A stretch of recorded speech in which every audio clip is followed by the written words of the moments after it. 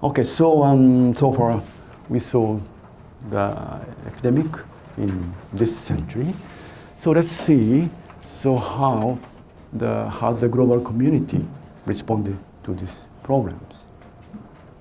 So could you raise a hand? So if you think our global community responded in a fair way or unfair way. So if fair way means more resources. We provide more resources to the to the countries more seriously affected by the epidemic. So in a fair way or unfair way? Oh, no response? Okay, so how about so they responded swiftly or slowly? So swiftly, slowly. Okay, so it's okay. So yeah, actually, the global community responded not very fair way, and also it was very slow. Okay, so this is a slide graph, presented in the world, AIDS in the world. So this is a number of people, living with HIV. So you will see most of the, people with HIV are living in the low economy countries. So this is the money resource used for, HIV treatment or prevention. Most of the money are used in the high economic countries. So it's a very unfair way. It's a very biased way. So this is called, 10-90 gap. It's not only for HIV, but also it had been for other diseases. So, at the almost the end of the last century, so, resource was allocated in a very unfair way. So this graph shows the estimated access to antiretroviral treatment as of the end of 2001. I said that ART was discovered in 1996. So at that time, most of the patients in most of the developed countries is enjoying access to the very effective treatment. So at this year, the 1/3 of patients who need treatment receiving the drug, but in other regions, only invisible proportion of people are getting access to ART. Only exception is Brazil. So Brazil is a very specific country in the history of AIDS. It decided to produce a generic drug violating the intellectual property, of the drug. So because they thought it is a public health emergency of the country, so people have to get free access to drug to keep, their health. So that's why, we have some, access in Latin American, Caribbean region. Okay, so this slide shows the change of the price of the ART, between the 1998 to 2005, only 5 years. So you see, in 1998, it is in Uganda. The price of the first line ART is 12,000 US dollars. So please imagine, half of the people are living $1 a day. So $12,000 per person is kind of astronomically, too high. So it is perceived too unfair, to continue. So then, UNAIDS started a drug access initiative, then started to negotiate with the pharmaceutical company. Also, in Brazil, as I said, they started the production of generic drug. So now, the major pharmaceutical company who actually originally produced the ART is not have to compete with the generic drug companies. So it is started to decline, Then at the end of the 2003, it is already less than 100 US dollars per day. So it is, more than 120 times less than the original cost. So now, it has become realistic to provide the drugs to more people. So this is what happened, around the turn of the century. So in 1996, UNAIDS was established under the general director of UN. So, Peter Piot is the founding director, and he's actually my friend. He every year he comes to Kyoto to stay with us. He is a very key person to all the changes, after that. So in the year of 2000, so MDG was declared, and G8 Okinawa Initiative was issued. Also, the UN Security Council declared HIV as a human security issue. So usually human security issue is a war, but for the first time in the history of United Nations, it declares the AIDS, one disease, as a human security issue.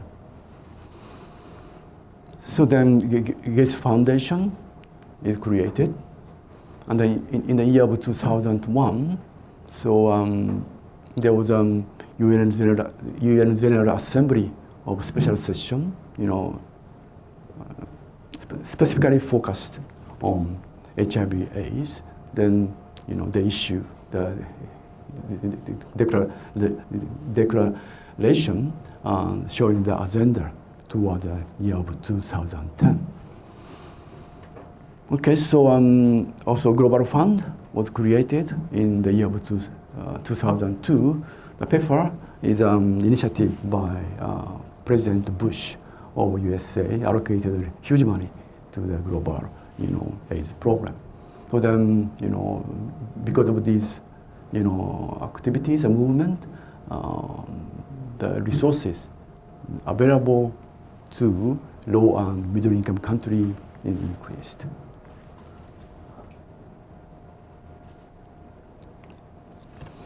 So, access to ART increased very sharply from, less than 0.3 million at the beginning of the century to 17 million, in 2015.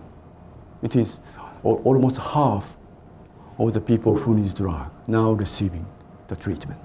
It is a, remarkable progress, isn't it? So because of this, AIDS-related deaths started to decline on the global level, and new infection started to decline because of the treatment. Can you imagine why, new infection decline because of the treatment? Treatment is to the patient, right? So new infection is not to the patient. Why it affect the ART affect new infection epidemic? So answer is in this slides. So this is the trend of the ART and then trend of the new infection. So in Canada, it is because of the suppressed viral load in the patients because of the treatment. So the ART decreases dramatically the level of virus in the blood. So even they have a risky sexual behavior, the probability to get infect other people will decrease. So it is now said that treatment as prevention. Okay, so because of the expansion of ART, so the life expectancy started to increase again, bounce back to the original level. So it's a good news, isn't it? Okay, so the question is, what will be the future of HIV/AIDS epidemic? So it is very optimistic, or some pessimistic, or how can we solve the problem, whether we can solve the problem or not. So this slide summarizes what happens in this century. So price of the drug sharply declined from $7,000 per year to less than $100 per year from 2000 to 2003. At the same time, the annual resources available for HIV/AIDS in low and middle countries, escalates this way. So because of this, so we can provide the drug to more people. So now, reaching, as I said, 17 million people, about 47% of people who need drug have access to the treatment.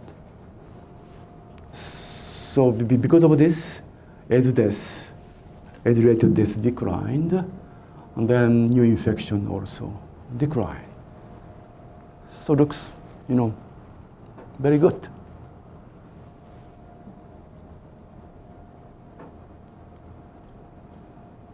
But the problem is we are too much dependent on the drug. So if drug becomes, getting not effective, so we have to go back to, go back to history. Unfortunately, as I said, HIV is highly mutable. So it soon easily develops the resistance to the drug unless patients take the medicine very, exactly as prescribed. So it is said we can miss the medicine only 5%. In other words, we have to keep the prescription up to 95%. That means if we have to take medicine 3 times a day, we can miss only 1 dose in a week, right? It's so, we have to keep very strictly the regimen. But unfortunately, the adherence to the drug treatment is not very easy.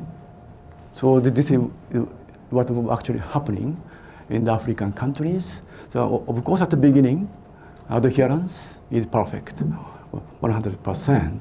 But 1 year or 2 years later or 3 or 4 years, so it gradually declines to 70% or 80%, even to less than 60%. So that means that the resistance to drug is growing, in these regions. So why do you think, drug is free, but why they cannot take, medicine as prescribed? Is there anyone who can answer the question? Drug is free, no problem.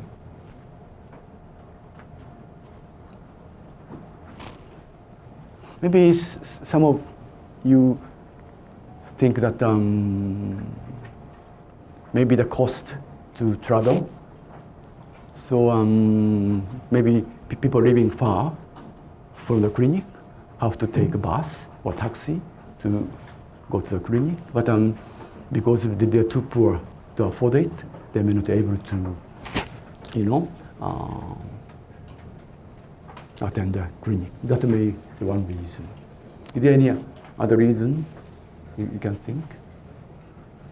So answer is not in the print. You have to think.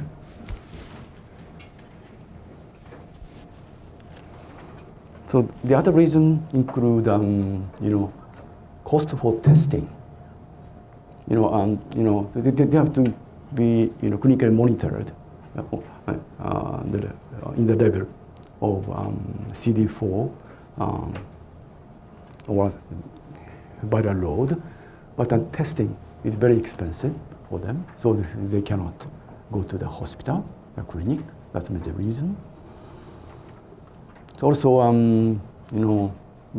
some people, taking the medicine secretly from the family or in their workplace. So sometimes it will be difficult to, take the medicine because of people, surrounding them. So, this one of the topic we conducted research in Africa.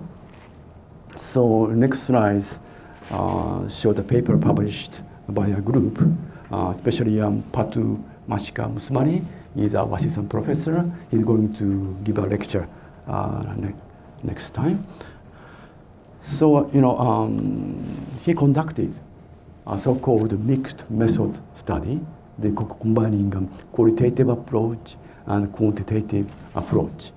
So he found unexpectedly, he was working in the hospital of the Congo. He should know, about the reason of the adherence.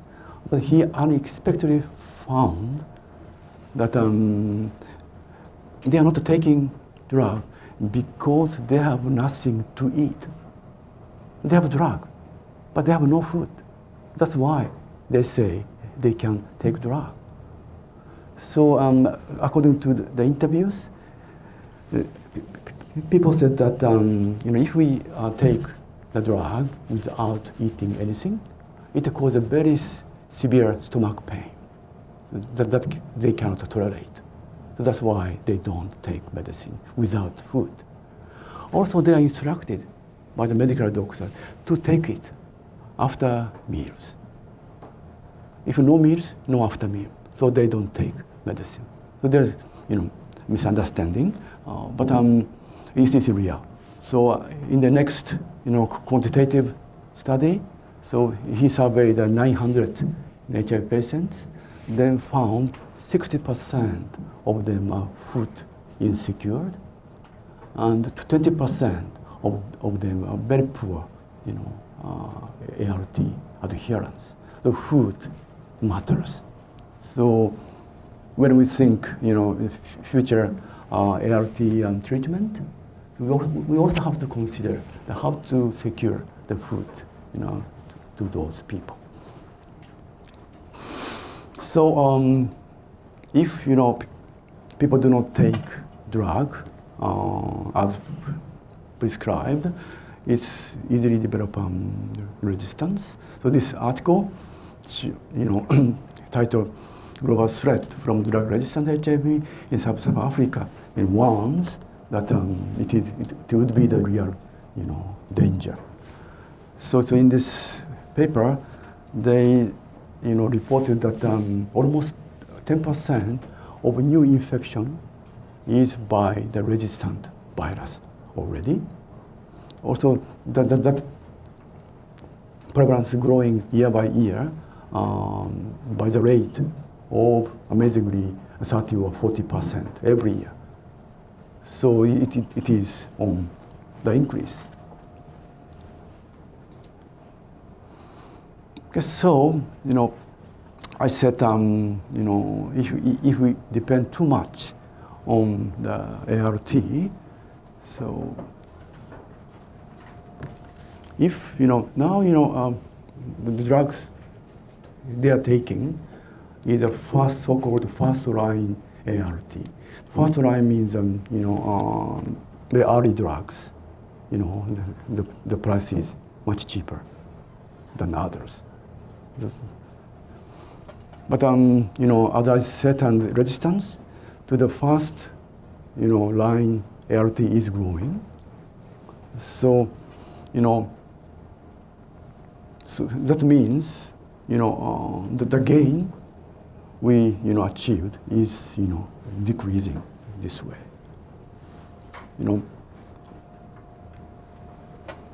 But I say okay if the price of the second line or third line, fourth line is as low as the first line ART, it's okay, no problem.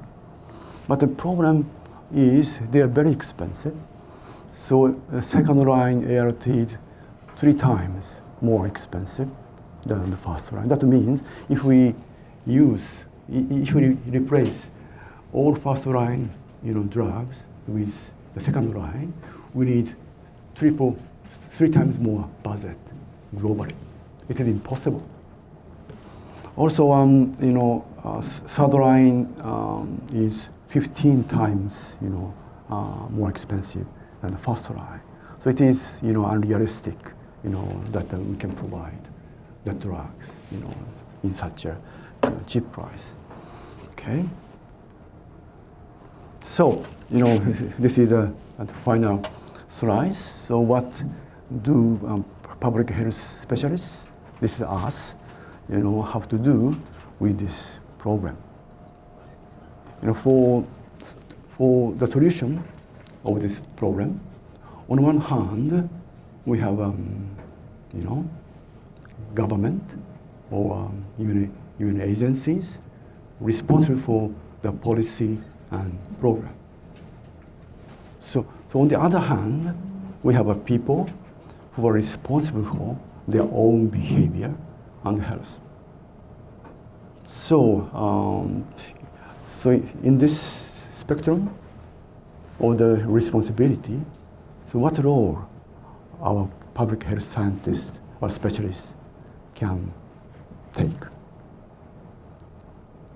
That is a question that I have been constantly asking ourselves, and that is how we developed social epidemiology during the last 20 years. So last year, in June last year, I had the opportunity, I invited to the TED session to present. So I talked under the title of Prevention in the Real World, Social Epidemiology. So I hope you will have a look at it. Thank you very much.